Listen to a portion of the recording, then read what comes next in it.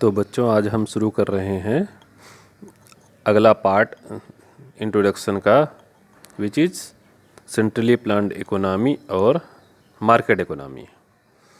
Centrally planned economy में क्या होता है कि सभी चीज़ें, all the materials and means of the production are owned by the government. सभी चीज़ें गवर्नमेंट के अंडर में रहती हैं, गवर्नमेंट उस सब की मालिक होती है। बल्कि मार्केट इकोनॉमी में क्या होता है, all the materials in mean of the production are owned by the private individuals.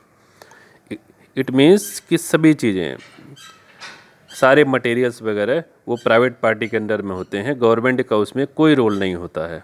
और सेकेंड पॉइंट ऑफ डिफरेंस है कि main objective of the production is social welfare.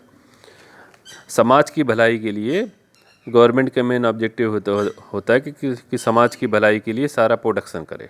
बल्कि मार्केट इकोनॉमी में क्या होता है, मार्केट इकोनॉमी का मेन ऑब्जेक्टिव होता है कि main objective of the production आज मैक्सिमाइजेशन ऑफ प्रॉफिट। सारे प्राइवेट पार्टीज होते हैं तो उनका मेन मकसद होता है कि उनको प्रॉफिट अधिक से अधिक बनाना। थर्ड पॉइंट ऑफ डिफरेंस क्या है, ownership of property is under government control. तो मालिक कौन है, सेंट्रल गवर्नमेंट्स सारी प्रॉपर्टी की।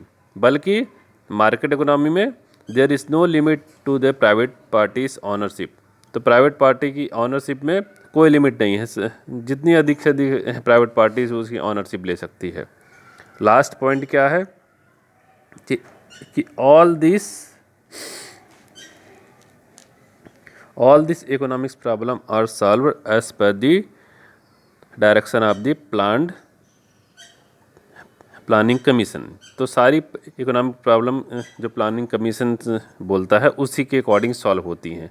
बल्कि मार्केट इकोनॉमी में क्या होता है, all the problems are solved through the price determination. Price के अकॉर्डिंगली सारी प्रॉब्लम सॉल्व होती हैं। अगर प्राइस किस चीज़ की ज़्यादा होगी तो उसकी सप्लाई भी लोग बढ़ा देंगे, और अगर प्राइस कम होगी तो उसकी सप्लाई भी लोग कम कर देंगे।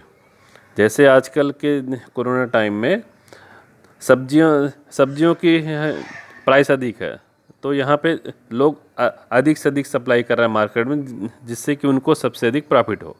तो मेन मकसद ये है कि सेंट्रली प्लान्ड इकोनॉमी में सब चीज़ गवर्नमेंट के अंडर में होती है, गवर्नमेंट भलाई के लिए काम करती है। बल्कि मार्केट इकोनॉमी में हर चीज़ की ऑनरशिप प्राइवेट पार्टीज होती हैं। तो प्राइवेट पार्टीज मैक्सिमम उनका काम क्या होता है कि प्रॉफिट को मैक्सिमाइज करना।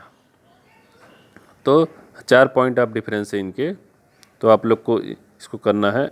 उसके बाद अब आ गया दूसरा कॉन्सेप्ट है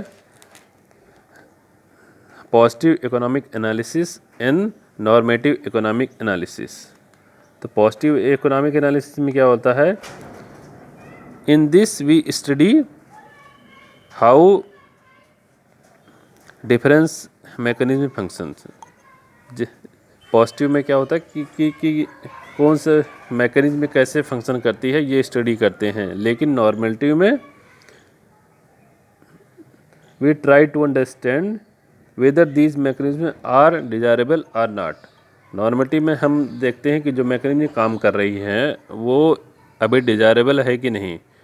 उसे हम अगर डिजायरेबल है तो कंटिन्यू करेंगे, अदरवाइज उसे हम ख़त्म कर देंगे। और सेकंड पॉइंट ऑफ डिफरेंस है, इट डील विद द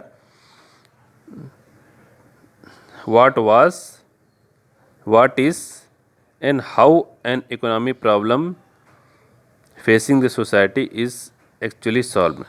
तो जो मैकेनिज्म काम कर रही है तो इसमें हम एक सोसाइटी की कैसी प्रॉब्लम सॉल्व कर रहे हैं ये हम पॉजिटिव इकोनॉमिक एनालिसिस में देखते हैं। बल्कि नॉर्मेटिव में क्या देखते हैं, it deal with what ought to be और how problem should be solved. इसमें ये देखते हैं कि प्रॉब्लम सॉल्व हुई कि नहीं। कोई मैकेनिज्म में हमने कोई प्लानिंग की, उससे प्रॉब्लम सॉल्व हुई कि नहीं। अगर प्रॉब्लम सॉल्व हुई तब तो वह मैकेनिज्म ठीक है, अदरवाइज उसे हम कंटिन्यू कर देते हैं। Thank you.